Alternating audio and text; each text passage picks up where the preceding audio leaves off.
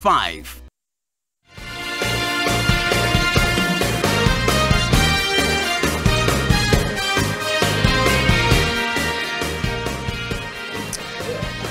All right, and welcome back to the program. You are watching AM Live as we take a look at what's been making headlines in the political space in the country, and also other news making headlines nationally. I am not alone in studio. Once again, I am with Peter Mushendu. I have Hezbon Obela, Arnold Maliba, as well as Nurdin Kagai, just to traverse around this particular matter. I did miss this report, which is quite important, just to mention.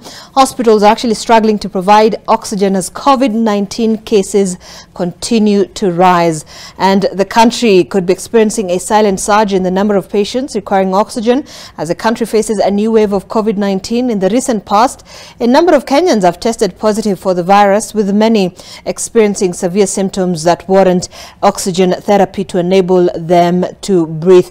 In Beijing, China, the number of new coronavirus infections has quadrupled in the past 4 weeks. So that is good to just be keen on, and that's a particular report that was filed by Angela Okech detailing why this is happening. And of course, as the virus continues to circulate in the community, there is a possibility of a new, more dangerous subvariant emerging. This is coming at a time when the Health Cabinet Secretary has lifted travel restrictions. So that is what is happening right now in the health sector. All right, so back to Business Daily, and it was all about this man, the CBK Governor Patrick Njoroge, who is expected to hand over office this week to Kamau, who was nominated to take over from him. He leaves quite an interesting legacy. I want to hear from Nurdin on what you make of Governor Patrick Njoroge. Some say he was a soft-spoken economist, but really he's had some tough regulatory stance on issues of the banks, on digital lenders as well. Just very quickly, what do you make of his tenure in office? I'm seeing there talking about 3 banks collapsed under his watch. Oh yes, and the issue of the shilling at 139, its weakest point ever under his watch. Well, we were told during his tenure is when we had state capture. So and after the new government came into office, we had some statements from him. So we're really not sure whether there was some twisting level or what have you. But there are some hits and misses, and some banks really cried under his tenure as the governor. We just hope that the replacement that comes in will be more or less best suited for so we can actually boost our economy moving forward.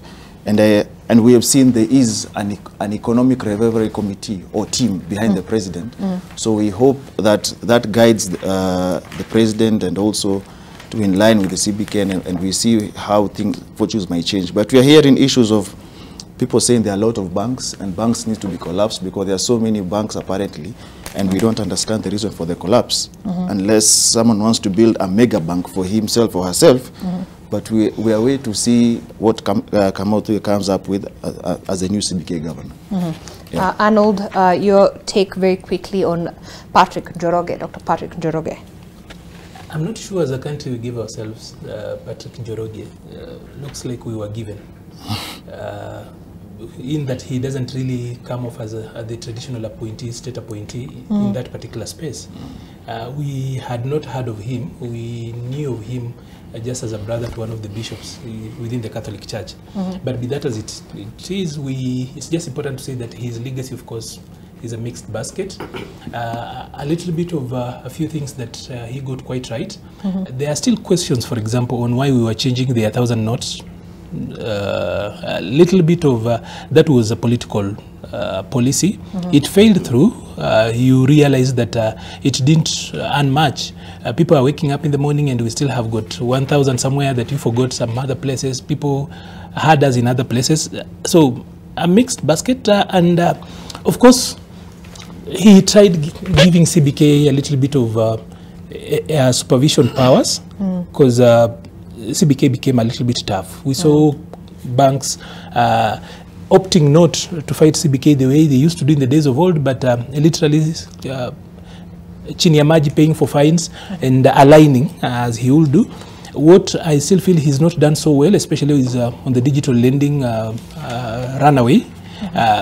there's so much framework, there's a policy and legal framework around that. They've not been able to actually deal with that particular sector. And that is the challenge of technology coming in and new sectors that go ahead of planning. So you find that a sector grows, becomes quite mature before you catch up. Just like what we are doing with DCI, they now are setting up a forensic lab now. But you know, the market is actually way mature and they will be playing catch up. So probably for purposes of planning, we also need to be doing anticipatory planning and thinking. Right. Otherwise, not so much will be remembered of him, but that during his tenure, we changed the face of the 1,000 shillings note. For me, Husband, you know, for a man who has fought many battles, they say, he left the shilling weak, and this just among, you know, the parts of the legacy that he leaves behind. Also, how Njoroge sought to shift power to the customer. A number of things can be said about Dr. Njoroge during his term, and of course, the issue of, you know, tight oversight on the foreign exchange market. A number of many things that have happened under his watch. Just very quickly, you know, your assessment of his tenure. End of an era, they say. Well, I think there isn't much we can say about his tenure, given the way it is coming to an end. I think towards the end, the last 3 years, he's had the challenges of steering this country's fiscal policy around the COVID-19. Then we had the demonetization, you know, getting rid of the old 1,000 notes.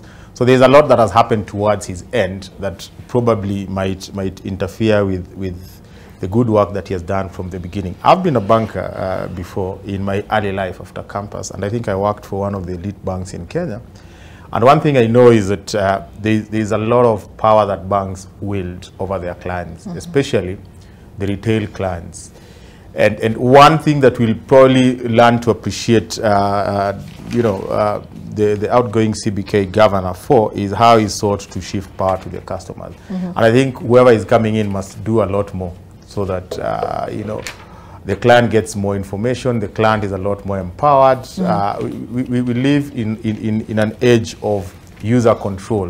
You know, the end consumer must have more control. I mean, banks have been making a lot of money, but I don't think it's the same thing you can say for most of their clients, especially the retail clients. They are not helping people make good use of, you know, their savings. And for those who run current accounts, which all banks will encourage you to open, because that is the account that makes them the most money. I mean, they're not prudent enough to give you full information. And I think that's one thing that he started, and I think must be looked into as we go forward. But it's also important to note that Kenyan banks have become a lot more powerful in the region. You know, just the other day I was in Dar and I saw NCBA fully fledged, you know. And if you move around the countries in East Africa, you realize that most of the mergers and acquisitions have made our banks have, you know, a more robust asset base. And that has enabled these banks to be a lot more competitive, which probably, you know, is attributed to the control measures that he put in place. Right. Peter, Dr. Patrick Njoroge, what do you say? Rufus Kamau here, let me just quickly mention, he's a lead market analyst at FX Spexa. He says, Dr. Njoroge did an impressive job keeping monetary policy accommodative, especially during COVID-19. While the pressure on the Kenyan shilling is majorly due to external factors, his policies have managed to keep the country going despite huge external debt. I feel he should have done something about recognizing Bitcoin as a decentralized digital asset, so Kenyans can build on that and take the opportunities. But what do you make of his tenure? Just very quickly. I think that's pretty darn good, if you ask me. He was one of those CBK governors who are baptized with fire, because within his first year he had to deal with the failure of Imperial Bank, Dubai Bank and Chase Bank within 1 year. But I also think he has also streamlined the monetary policy. For instance, the successful merger of KCB and National Bank. It has made KCB a very big player within the banking market. But it's also good to say that it is during Njoroge's time that government has borrowed heavily from the local banks. Today we are paying in excess of 100 million in interest of the local loans and concession. So I think he will probably leave so many people with mixed reaction, because so far, by the time he is exiting, we have now officially licensed about 32 digital lenders, and I saw there was about over 400 applications for the same. And I think that is one of the places that I would say he succeeded in. Have you seen the pressure and the threats digital lenders have been giving Kenyans? And people who have gone into shock and others into psychological issues because of what digital lenders do to you through your friends and what have you. So I would say one of the places I would say he succeeded in, it is raining on how we license and how we operate digital lending in this country. All right. I guess we need to move forward now. We'll get more other stories on the Business Daily that you can be able to read on the same. Taifa Leo, we did mention very quickly on this. Puzeni Ruto na Raila Wetangula says, and this comes down to the issue of finance bill. Speaker shauri wa bunge wakatae vitisho vya viongozi wa vyama vyao na watumie hekima kupiga kura bungeni, and that's on the second page of Taifa Leo. It does capture that issue on the Speaker of the National Assembly saying, look, we need as Parliament to be independent, devoid of any pressure from the executive and also from the opposition as well. It doesn't matter, and we'll be having that conversation on the East African. Grain drain, food fights are back from Namanga to Nimule.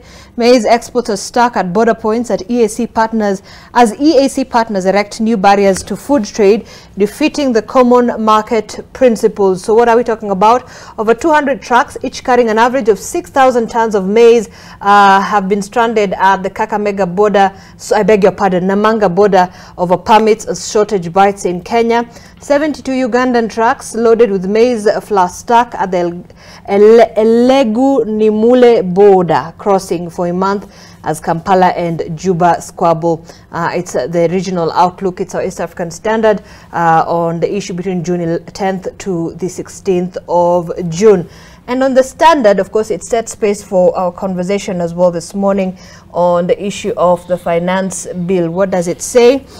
That, all right, so on the third page of the Standard, fourth page, I beg your pardon, Raila warns of mass protests if finance bill sails through.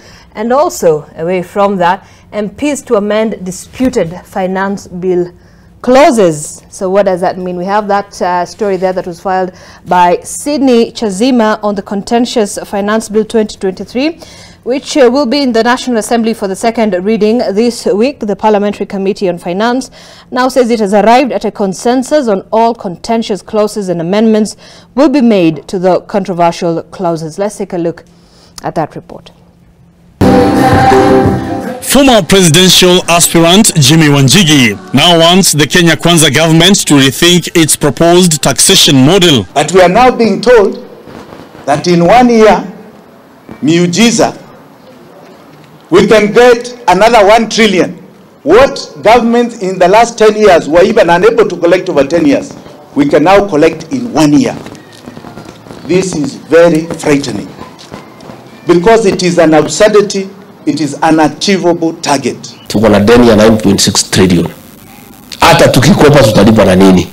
Sasa kutuambia tukope, tuchukue tulipe mishahara, hiyo ni kitu ambaye ni ujinga kwa sababu utalipa na nini? So tupatiwe nafasi tujaribu. Proponents of the housing bill are calling on former Prime Minister Raila Odinga to stop the shape shifting. Juzi nimesikia Raila anapinga maneno ya manyumba. Lakini amesahau iko clip inatembea sasa hizi. Raila akisema housing levy lazima itolewe, tujenge manyumba, watu wa Kibera, watu wa Langas, watu wa Huruma, watu wa Kamukunji waweze kupata manyumba ya kuishi bora. Usifuate tu watu wanasema finance bill, wanalia na wanaona mshahara. Mbunge akikatwa 2,500, what is 2,500 kwa mbunge? Hata kwa MCA. The National Assembly's Budget Committee Chair Ndindi Nyoro maintains that the views as expressed by Kenyans and various stakeholders during public participation will be considered. The public participation has been a very, very sacrosanct process. We respect the people of Kenya. Tumekuwa tukichukua maoni, na hiyo maoni najua it is to make us richer as leaders in terms of our opinions. It is to make our finance bill better. The Parliamentary Committee on Finance says it has reached a consensus on all contentious clauses. We are going to make amendments to several clauses. We have also tied ends because there's some clauses, for example, that the definition could be prone to abuse. So there are some that's been tightening on, for example, the definition to make sure again that our tax policy becomes simple. Interior Cabinet Secretary Kithure Kindiki says his ministry is ready to deal with any unrest in relation to the finance bill. Hatutakubali ati kwa sababu hutaki sheria fulani atiutishe mwananchi kwa kwenda kuleta maandamano, kuvuruga amani, kutatiza uchukuzi wa umma ama kuvunja maduka ya watu. We will not allow it. The bill holds for second reading on Tuesday, after which it will be subjected to a debate. Look at your MP, watch your MP, record your MP, and understand what public choice theory is. If he is doing what you don't want him to do, or she is doing what you don't want her to do, understand she does no longer represent you, and you know the power you have. Sydney Chazima, NTV. Asante sana. Well, the committee has been in Naivasha for the 5th day now, and they're expected to table their report before the House. That's tomorrow afternoon, and of course that report will be setting base for a number of issues. Of course, they say now there's a bit of a shift there on that particular issue on whether there's going to be any change or any amendments made to the finance bill. They do say that there's going to be amendment to some of the clauses which are quite contentious. They haven't mentioned specifically which kind of clauses or what clauses will be amended, but we expect to see in the report that will be tabled tomorrow before Parliament. Now, Nurdin, when you're looking at this, this is a shift now because there were those particular statements that were earlier made that, there's not going to be any full stop, any comma that is going to be, made before this report or this bill. But now you have these members of the committee saying, we've listened to Kenyans, we've looked at the views and the public participation process that has taken place on this particular bill, and we're willing to accept that there are things that need to be changed in this bill. This is a good thing for Kenyans. Do you agree? It means reality is checking in. Reality that Kenyans, this country belongs to the people of Kenya, and they have a say in whatever policy that wants to be pushed, because at the end of the day it affects them directly. Now, it's very good to see the committee come up with such a resolution, and we are waiting to see what sections of the finance bill they have decided to amend. It's a 137-page document, so we wait to see out of the contentious issues like the VAT and petroleum products, the issues of the housing fund, the 15% on content creators.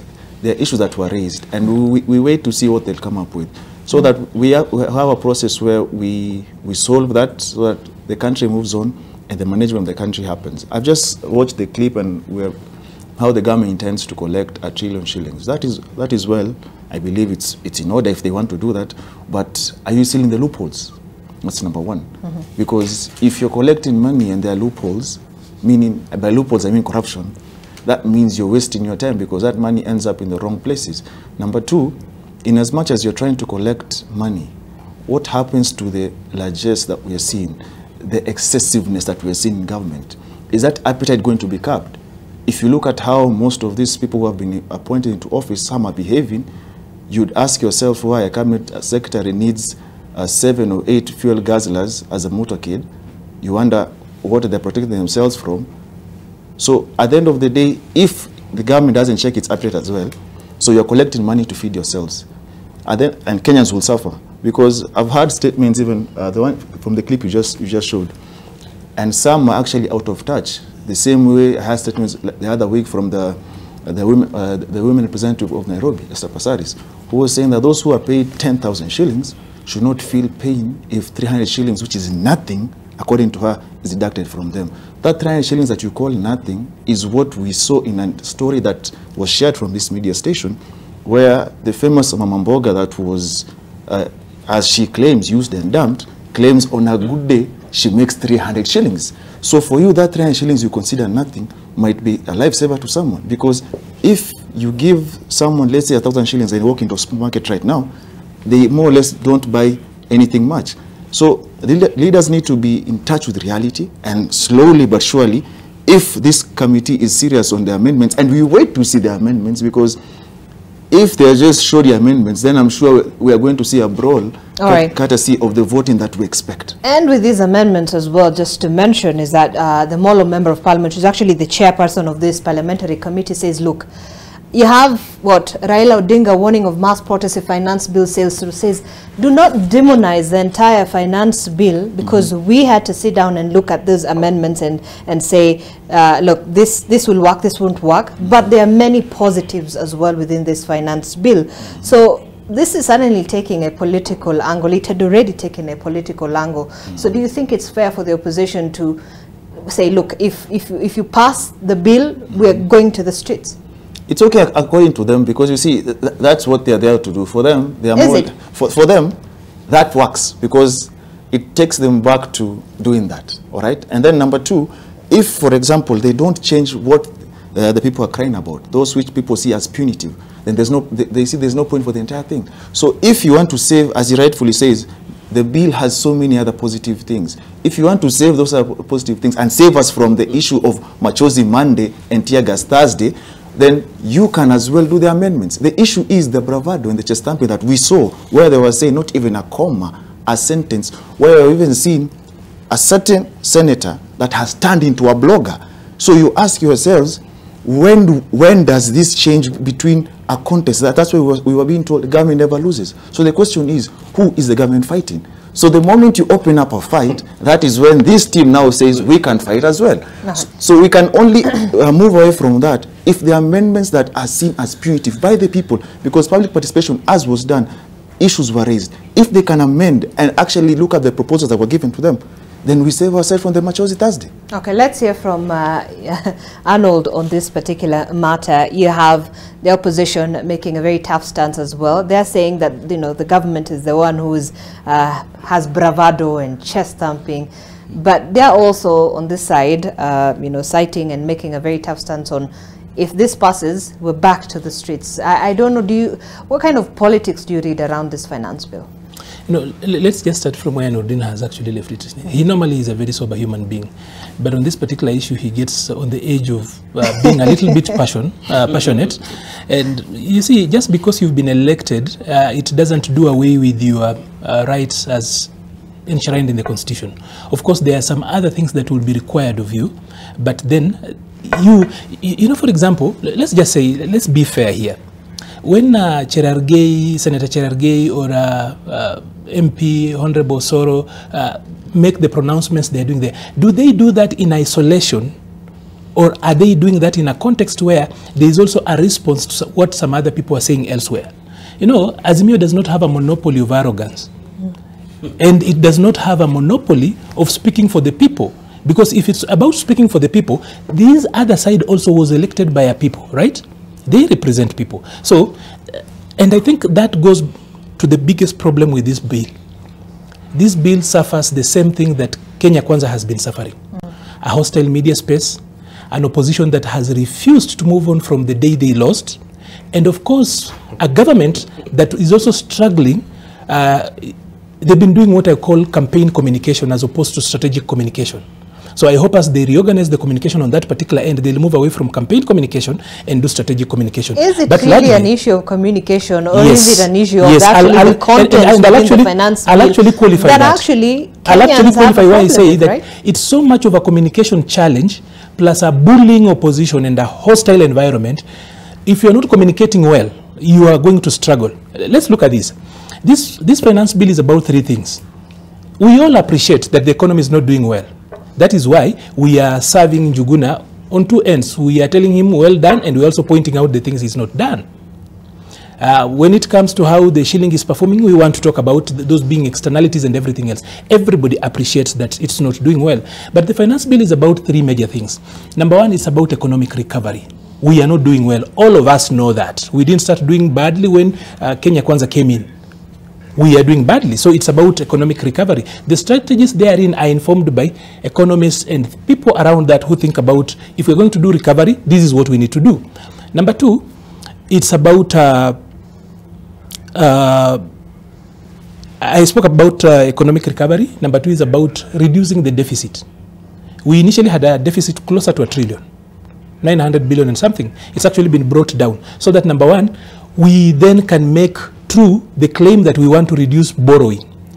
Once you have got a deficit, you're going to borrow. And number 3, this particular administration had promises in what they call the plan. So economic recovery, reducing the deficit and borrowing, and of course speaking to intergenerational equity, where we are not going to borrow so much and then leave for the other people to pay. For example, just to point out that today the millennials are now the people of this country. They are no longer children. That is why they were going to Boys to Men. And when you are asking Owila if he went there, probably I thought because he's shaved his head clean, so it suggested that he could be a relative to the Ancient of Days. So the issue being that the issue being that as a generation, we are now that particular generation in this country, since Kenya became a country, that is going to shoulder the biggest burden. We also don't need to move the same elsewhere. So we balance out, and then delivering on the plan.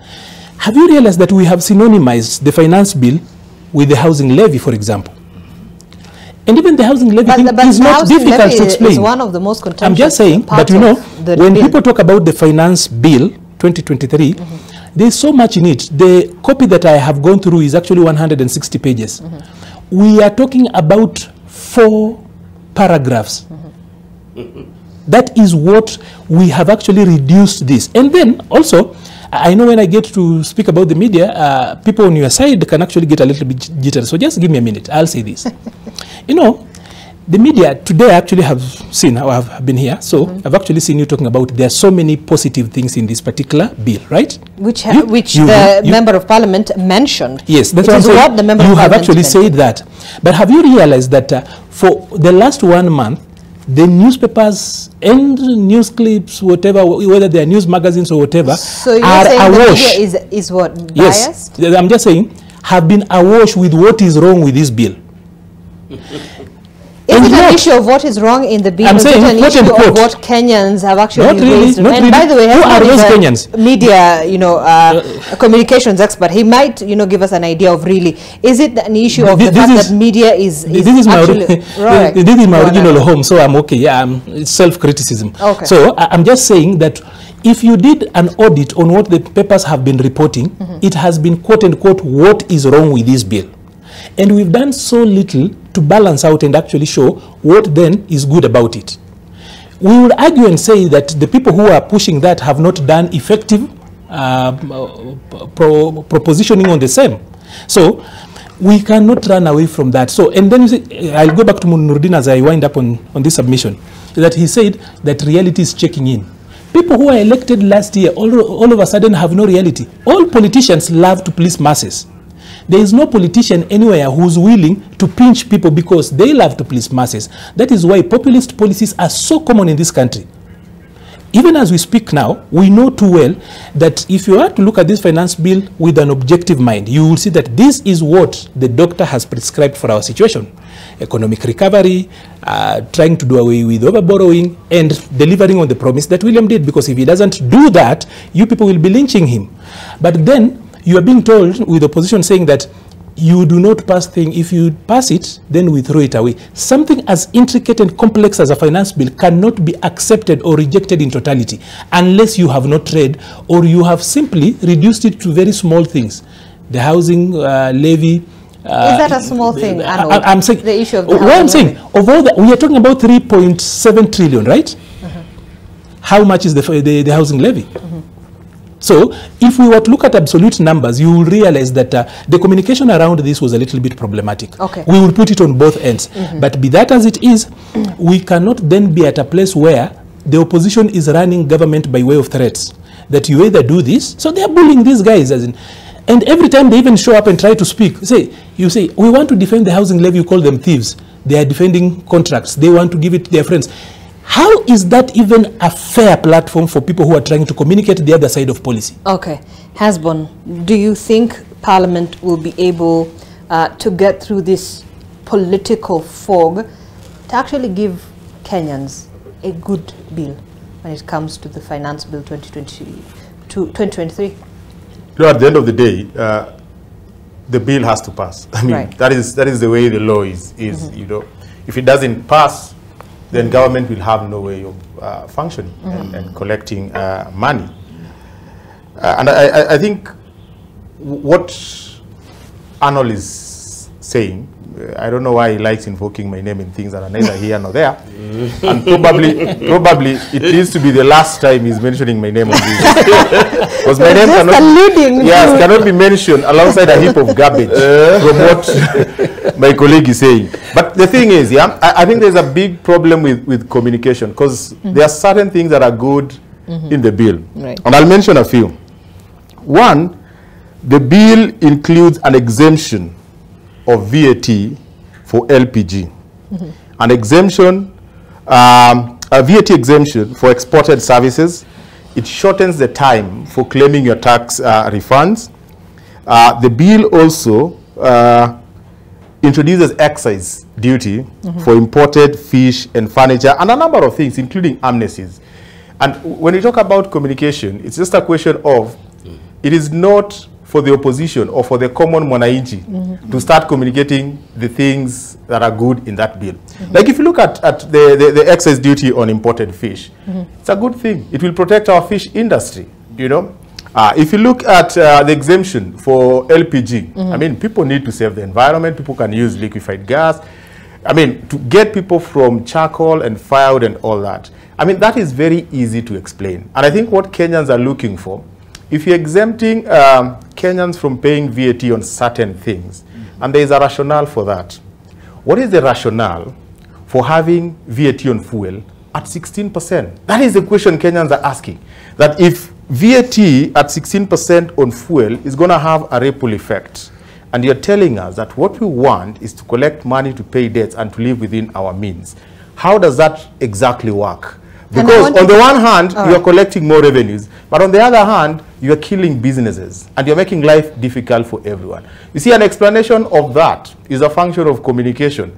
And you know, you cannot expect a government to sit and respond to accusations. The government should be so strategic in their communication that they ought to have seen this and figured out that when this comes out, this is what people will say and this is how we are going to respond. All right. They've not done that. I want you to hold on to that thought, you know, Hezbon. When we have to take a quick break, but when we come back, I'll give you an opportunity to finish up on that point. So the hashtag we're using this morning, as always, is MLiveNTV. Talk to me at NTV Kenya at Zainab Ismail. We're going to be back in a very short while, right after this commercial break.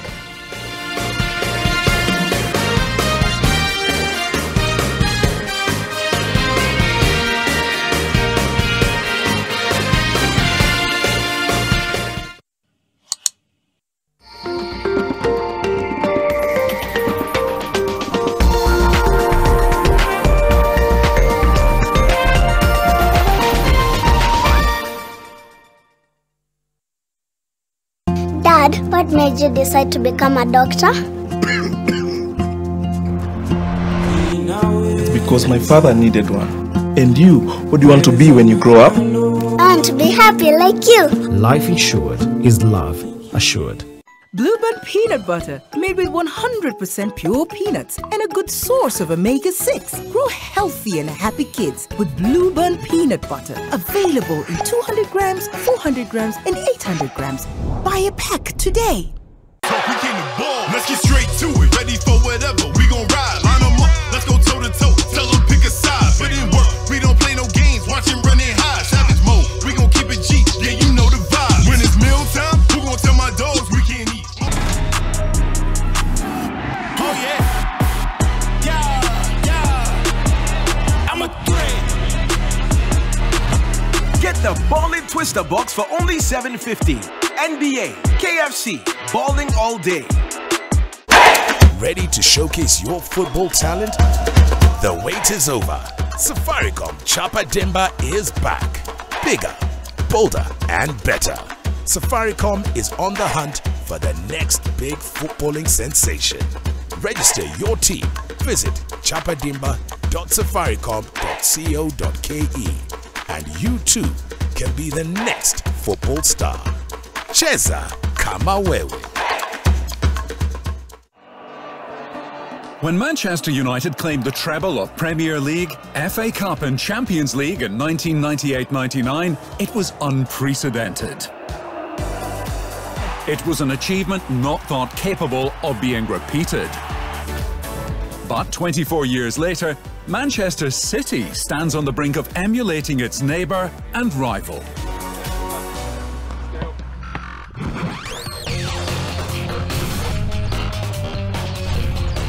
New Sensodyne Repair and Protect with Deep Repair. It's a huge game changer for me. The science is there. It's going to improve the quality of my life in a big way. The new Sensodyne Repair and Protect with Deep Repair. I brought you prenatal vitamins Mom suggested. Did you really have to rub it in? Do you think prenatal vitamins aren't a good present for your pregnant sister? Because I think they are. It'll also strengthen your lies about the baby that you're not having. Are you crazy? No. All I'm saying is I'm offering you a deal, my silence in exchange for a house. Have you completely lost your mind?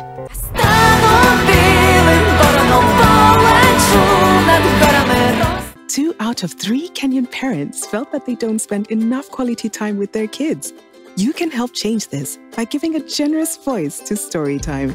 Visit our library of homegrown audio stories at cadbury.africa and make Storytime sweeter.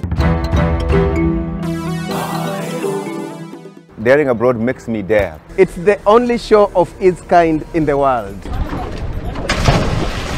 And now, it's bigger. And even more entertaining and informative than before. Hapa kunaitwa Kakoe na inatubamba sana. From London to Jersey Island. Goma in the Democratic Republic of Congo, to the scenic features of Uganda, the Pearl of Africa. And many more places abroad and at home. I watch Daring Abroad. I like the stories which people bring. Daring Abroad every Saturday at 7:30 p.m. with repeats every Sunday at 1:30 p.m. on NTV.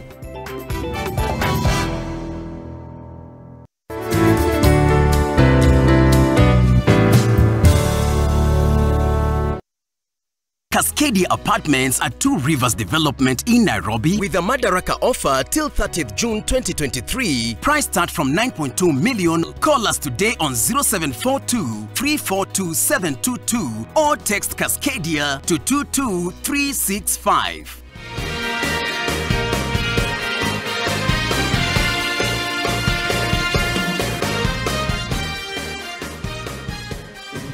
All right, and we are back here on the show, and you're watching AM Live as we traverse around the contentious finance bill, and of course the issue of the policies, the politics, and the political power play surrounding that conversation. And Hesbon, I was still with you. I mean, we're talking about the amendments that were made, but I asked you a question you didn't actually answer. How do you think, you know, Parliament, do you think Parliament will be able to navigate, you know, this political fog? You have the opposition who, you know, are threatening to go to the streets if this bill is passed as is, and then you have, you know, the government who says, I mean, and that's, you know, the side of the government who says, look, this is what we have, we're willing to make amendments, and, you know, some of the clauses that are already there. And, you know, it's something that many say is a welcome move. Do you think that Parliament will be able to navigate through this? Yeah, I think Parliament has everything. You know, when leaders are elected, they are given the powers to either make decisions that work for the people who elected them, or to make decisions based on what the people who elected them feel they should make.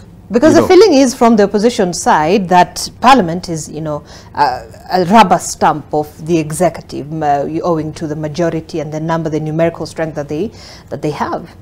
But I think those are fears that should be allayed. I mean, Parliament is a very serious institution, and we cannot start making such speculative arguments, you know, and casting aspersions that every single member of Parliament will make a decision that is consistent with what the executive wants. Right. I don't think that would be the case. I mean, there are three options they can take. Either support the bill by voting yes, vote no, or just abstain. But the fact that there will be some robust discussions on the floor of Parliament means that even if a member of parliament decides to support the bill, they'll have enough time to explain why they're supporting that bill, and you cannot hold it against any member of parliament.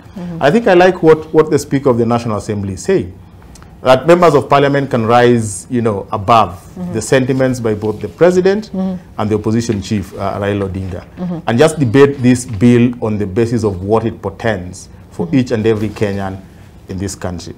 This bill has a lot more than the contentious issues that have been raised, And I think where there is contention, I think it is at the floor of parliament where an agreement can be made to settle for a middle ground. It's not going to be the first time. I think even when President Uhuru Kenyatta introduced the VAT on fuel at 8%, the initial bill actually had it at 16%. But it is at the floor of parliament that there was, give and take, and then MPs debated and it settled at 16%. Even the issue of housing, and I think my co-panelists have talked about the issue of housing. I mean, it's not wrong in totality, and I think the way it is being bandied, the way politicians are talking about it, is actually the problem. When you start, banding this narrative that portends a class kind of division, that people who have pay slips are going to pay for people who don't have pay slip, and whipping emotions of people who don't have pay slips. The question is, do all of us who have pay slips, have, the luxury of even owning homes, that disposable income that you'd want to give to other people to own homes? And does it even make logical sense when you say that guys who have pay slips will pay so that people who don't have pay slips get houses, when at the same time you're also saying that not everyone who contributes will get a house? You'll have to opt out after 7 years. And if all of us want to opt out after 7 years, will that money be there? So there are so many gray areas. And even if the argument that they're making is that the opposition also had the same provision, I don't think the question is housing. The question is the manner in which the whole housing issue is being implemented. And that again is a function of communication.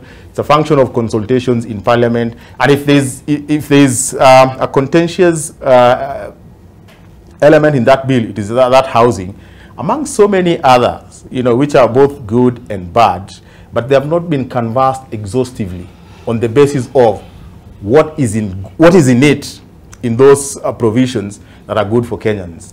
And what is in those provisions that are not good for Kenyans, and what can be done to mitigate them. I think that conversation, if it comes to the floor of parliament, it would make Kenyans understand, because in parliament it's not a question of political party, it's a question of representatives of the people. All right. Peter, when we're looking at how the voting will be made, the committee chairperson, that is Kuria Kimani, says that the bill will be passed clause by clause on that voting system. However, what at least the information that we do get from the opposition is that they're going to reject the finance bill in its totality. So let me ask you, do you think the opposition is just playing politics? I think to put into the right way, when the chairman says that they will vote cross by cross, I think this normally happens at the committee of the whole house when they amend the bill and they adjust where they need to adjust. But as you have said, I would say this without fear of contradiction, is that one of the major problems why finance bill has become this big elephant in the house, it is also when it was done and it was brought to parliament, how did government do its public messaging on the same? That's a challenge, because quite a number of things that Kenyans are talking, I literally stay in the village, so I get to sit with villagers and hear what they have to say. And most of the time when you listen to them, they are basing their argument on the untruths that have been propagated about this bill. You hear somebody telling villagers that if you own some rental houses, you need to appoint an agent. You no longer have to take rent directly from your tenants. That is not true. The bill is very clear that it is only the issue of limiting tax within 24 hours applies to agents who have been, with a letter from the Commissioner General, being allowed to collect revenue on behalf of KRA. In fact, if you look at that bill, it says they are reducing the rental income tax from 10% to 7.5%. But what is the public messaging around that particular cross? That is what is making all the difference. And I would say, as my friend has said, that we have a very hostile environment, and an opposition that is behaving as if they don't live in this country. And in the words of... but their concerns are legitimate. I would describe the oppositions in the words of Bichache in weekly, the Nation's Weekly Review, where he describes opposition as someone with hangover trying to recover from a drunkard session. And they are putting in a context the way the musician, what do you call it, Major says, Kwanijana kuriedaje.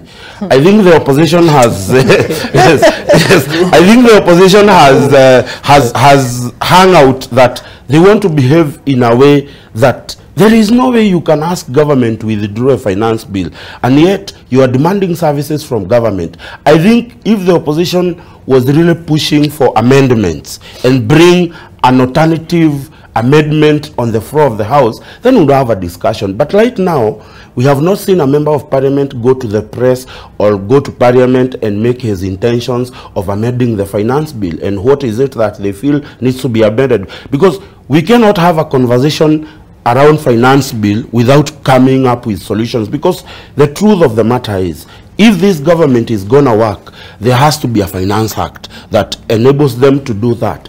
And for that finance act to come, it has to be passed through parliament. So the opposition should not be demanding for the withdrawal of this finance bill. In fact, I should expect them to bring amendments that are saying, we think if we can amend this finance bill to this and this and this, then we can have a document that is agreeable to Kenyans. But then the question begs, at what point will you ever hear Kenyans saying the finance bill is okay as long as it is going to get a few extra coins out of them? They will not. And I'll tell you, you have the entire number of registered taxpayers in Kenya. Half of that number is declaring nil returns. But get their M-Pesa statements. You'll be shocked at the average. Where, do you know, one of the reasons why we continue comparing these nations with other nations that have succeeded in housing, in education, in health, it is that we have failed to tell our people that in those countries where housing, education, and health has succeeded, not paying tax has been declared as a capital crime. And you can actually be jailed for life for not paying tax. But you have a country where politicians have told Kenyans, come on, go out there and shout that the government must withdraw the finance bill. But the question is, as a nation... But don't you find the legitimacy of the concerns that have been raised by the opposition, for example, the issue of the housing levy? They're saying, look, we're already in an extremely tight situation. Inflation is quite high. The cost of living is high. So is this the right thing for the government to do now with the issue of, you know, the taxes? Do we need to do that right now? You know, let me tell you why I think the opposition is not honest. Kenya is a country of 50 million people. The survey has shown that if you add up those employed by government and those working in the private sector and those in business, you have about a net area of 6 million people. But you do know that it's not only the opposition who have concerns and reservations on this bill. You have the Kenya Association of Manufacturers, you have KEPSA, you have you know, Media Owners Association who have reservations on this. Let me tell you, if you are talking about the Kenya Association of Manufacturers, whoever is in business, do you really think in the business community, because all those you are mentioning are business communities and organizations that are supposed to be the one paying government tax, you think they will come out and do a press conference and say that they support the finance bill? They will not do that. But at the end of the day, government has to correct money. I'll give you an example from a layman's perspective. You tell Kenyans, in 2018, we reduced the VAT on petroleum from 16% to 8%. And we told Kenyans, the balance of 8%, government will pay the oil marketers directly. You know, there is no budget that has been created anywhere in the world with subsidy. So when you say that you will pay the balance of 8% to oil manufacturers, it means you will go back to the budget and pick money from a certain item and be able to pay that subsidy into the oil marketer's account. Now that means you have created a deficit in the budget. Maybe you picked money from agriculture or from health or from wherever. You created a deficit. You then move from here, you go to Africa Development Bank or Lexium Bank or the World Bank, and you take a loan to pay the deficit. At what percentage are you getting that loan? You are definitely getting that loan at a percentage that is more than the 80%. I'm arguing from a layman's perspective. And then, when you take that loan, it is that you have not solved a solution by reducing the 8%. You have moved that problem forward, that we will not deal with this today, we will deal with it tomorrow. You have seen the previous government against the Public Finance Management Act, Chapter 15, that prohibits government from borrowing money to pay the currency expenditure. But what does Jubilee government do? It goes into a bank and borrow 172 billion to come and pay salaries. So what we are saying is, today, what the Honorable William Ruto is dealing with, it is procrastination of solving problems that has been pushed over the years. Today we have Eurobond that has matured. Can anybody here tell us exactly what Eurobond did for this country? But we are paying it, and we have to pay it. So the point here is, and I will say, the first mistake is that when we brought this finance bill to the people, we failed to come up with a very good roadmap in public messaging for the same. That is when we allowed people who knew exactly what the finance bill was saying, but they chose to give people and feed the people with the wrong information. Unfortunately so. The media has also been caught up in that web that you have not seen, and I will be challenged to see a segment where they have focused on the positiveness of the bill. But if you just flip on social networks today and just type finance bill, 90% of what you see is what is wrong with the bill. But nobody has really sat down and done a critical analysis of the bill. You know what you call the good, the bad, and tell us in a balance of 1 to 10, this bill is this bad, this bill is this okay. But what we have now, today, for the last 30 minutes, we have not discussed what is good in the bill. We are still caught up in the web of what is bad about that bill. And I think that for me, we need to change that kind of a conversation. So let me ask you, the issues that have been raised on the finance bill, of course, they are quite contentious. And that is why there's a lot of political conversation around it, right? Yes. We were not getting into the economics of this is what is happening and, you know, the tax needs to be done like this and this and this, right? Yes. But the conversation was around that, those particular issues. Why is it so hard to accept that these issues are contentious and they need to be addressed and they need to be talked about? You know, I find it very dishonest from the opposition. You know, we are talking about this housing levy had already been passed into law in the previous government. But very quickly, yes, Peter. Had been passed into law in the previous government. When the only difference here is that then it was 1.5%, now it is 3%, where now the employer is also supposed to contribute. And if you listen to the presentation by the Prime Minister when he was campaigning on housing, it is not different from what the Honorable William Ruto is saying. And I'll tell you this for free. But it wasn't part of their manifesto, was it? You see, at the end of the day... Was it a public document? I mean, was it a policy document? Listen, at the end of the day, at the end of the day, it is like today, if you get married, you'll be taken to a honeymoon somewhere in Mauritius or wherever, and then 2 weeks later come and settle back to the house and realize that marriage is not a roller coaster of happiness. There are challenges with it. Now, when the Honorable William Ruto was taking power, he had an idea of how far this economy had been damaged. But when you get to sit on the driver's seat, it is when you realize whether the shocks or the brakes in that vehicle are really working as they should be working. And therefore, I think it is only fair that the opposition should stop shouting at the rooftop that we withdraw the finance bill. I want to see them bringing an alternative that this is what we need, because you cannot demonize those who are supporting the bill as to be speaking for the rich. They are also elected. Let's hear from Nurdin, and then I get to you, Arnold. Well, I'll look at it from a different angle, from my scope or my profession, having gone through Okiya Omtatah's petition. Now, his petition, he has issues, constitutional issues, against section 30, 33, 34, 36, 73, 74, 76, 78, and 79 of the bill. Now, in his petition, for example, he's seeking interpretation from the court, where he says, rightfully, the finance bill is a money bill. It emanates from the National Assembly. But then again, the same finance bill intends to amend 12 acts. Key among them is the Statutory Instruments Act, which is not a money bill. It also wants to amend the Evidence Act. Now, for him, he says there is no way that is possible. That is unconstitutional. Now, that is subject to interpretation from the court.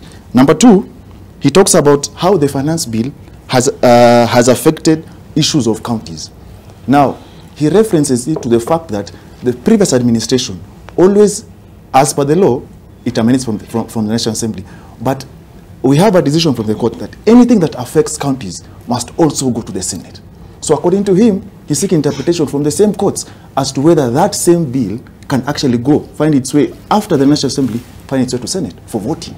Now that in itself is an interpretation that we await courtesy of this petition. Number three, issues on the housing levy. He talks about it's affecting certain constitutional offices. Now that is something, again, we are going to wait for. Issue on property rights, where the Parliament shall not elect a law from their rights to property, for example. Number five, issue of freedom of association. Okay. We were told by the PS that they are going to form this big national circle that you are going to be boxed in. Now the same law says that you are allowed to decide where you want to associate yourselves with. So that in itself raises a constitutional issue. Number six, which as I finish, issues of the 7 years regulation. Why 7 years? And then the same PS says that once you want to take back your money, you will take what you contributed, but your employer's money remains. So the question is, why does that remain? Because in essence, it is part of my contribution. So if you look at it, for example, in as much as we're saying there are good things to it, there are issues that need to be addressed by the court, the constitutional framework as it's been seen. Because when we talk about, for example, 10%, let me go to the housing levy, which clearly is the mountain. When we talk about 10% deposit before you take up a house, what is 10%? How much per square feet? They're talking about communication. That is what. So you're saying there is an issue of how this whole thing will be implemented. Yes. There's a structural deficit in terms of how that has been communicated. There are regulation issues as well. And I think that's what the committee hopes and intends to sort of come up with a clear guideline on when they table their report. Yes. I think perhaps that's what we'll be looking forward to. All right, Arnold, very quickly as we wind up, then I can give Hezbollah an opportunity as well. I needed to just say that if you look at the finance bill, the biggest problem for me, I find it like I actually categorized much earlier, is that number one, there has been a hostile media environment, and the government has not worked very well, because when they engage with you guys in a shouting match, whether it's via Twitter and the other end, these things are relational. There is no obligation that I'll treat you right if you also treat me hostile. Why would you describe it as a hostile media environment? It could be. Why do you make it look like it is a creation of the media? It could be a qualitative argument that becomes difficult, and then we will have to names drop, and once we name names, so people start writing. So I just need to say this, that's number one. There is a hostile media environment for the government. The government itself. Why is it that when the media actually talks and addresses issues like this that are quite there have been instances where members of government have been shouting at the media of the state? Just wait. There are instances. Running out of time. There are instances where members of government have been shouting at the media, for example. So there are counter accusations and everything else. So that particular environment might not be entirely hostile, but it's less than ideal. Number two, of course, then we have got an opposition that in and of itself has refused to move from August 9th. So we are here and we'll be there for quite a while. So they keep on shifting, shape-shifting here and there. And then finally, like I said, government's public communication approach has been problematic. Peter called it messaging. But the public communication from government has been, I would say, least, I don't have the right word, but it was awful, because we are obsessed with campaign communication. I would really love, for example, and I'll actually mention what Hezbollah has actually said, that they need to be strategic. we need to move away from campaign communication and get to strategic communication, because they have got answers to a lot of these things, but there's a lot of gatekeeping on important and useful information. So of what value is that information coming in after Nurdin has asked here, and Nurdin has asked after somebody has misled people in the village? It's coming in too late. So we need to move away from campaign communication and get strictly into strategic communication. Okay. Something also probably, why don't we have a government spokesperson until now? 9 months after the other one left. So communication. The government communication infrastructure needs to be streamlined so that it works effectively. Otherwise, the rest that is in here, we love to mix up a lot of things. Okay. Because you're asking the technical, I've seen him talk about the technical, he's talking about the legal. So there is a mishmash of so many things that at the end of the day, you cannot have a realistic debate about this thing. Okay. Yeah. Just very quickly, Hesbon, I'll give you an opportunity to also make your final remarks. We're done with time. Well, I think a lot has been said around the finance bill, and I don't think it will ever be less contentious, because it's a bill, but basically it's going to be an act that gives the government the opportunity to collect taxes. And I don't think there is any citizenry that would be happy if more coins are collected from them. Okay. And I think the onus is on the government to shepherd its communication in such a way that we see the bigger picture, how we'll gain from it.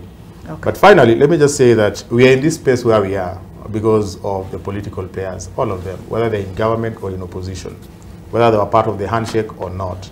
I remember way after the handshake, the current president made it clear that if anything goes wrong with the previous administration, the fourth administration of this country, it was him and President Uhuru Kenyatta who were going to be blamed. So whether it is Eurobond, whether it is the finance acts of the past, you know, he also shares the blame. So where we are today, we need solutions. And I think it is not for the opposition to lead the call for solutions. It is for the government to provide those solutions. So much so that if the opposition is coming with the hostility that we hear my co-panelists talk about, the public should see what the government is doing that is in their interests, to shun what the opposition is saying if it is not in their interest. All right. I know, Peter, you're taking a lot of time, so I give you 10 seconds. No, I think I agree that when it comes to the conversation about finance bill, let's not shout at each other. Let's have a conversation about it. There is no need for ultimatums. You are the representatives of the people. Go to the August House. So it all goes down to the members of Parliament. Yes, go to the August House. We have donated our power as the Republic of Kenya to you, and do this thing. Okay. Thank you, Peter. And then literally, I'm literally being kicked out. We won't manage. That's the problem of being a lawyer. We won't manage. To the members of Parliament, producing Idi Amin was a process, not an event. No, it was so that was it. All right. Peter Mushandu, political data analyst, Hesbon Owila Media and political communications expert, Nurdin Kagai, advocate of the High Court, as well as political analyst, Arnold Maliba, public policy and governance analyst. And by the way, before I leave, this is what we'll be looking forward to, budget 2023-2024. We just give you a glimpse of how that will look. Kenya Kwanza's debut budget breakdown, what the executive is going to get, recurrent development, consolidated fund services, county's equitable share, the judiciary and parliament as well. This excludes maturities of the loans, which amounts to about 4.5.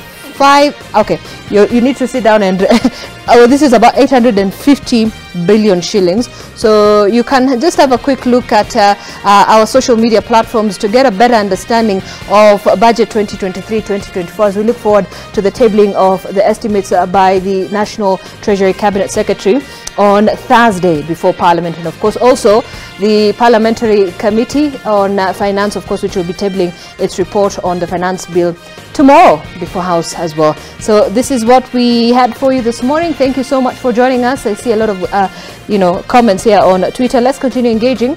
My name is Zainab Ismail. Have yourself a good morning and a wonderful week ahead.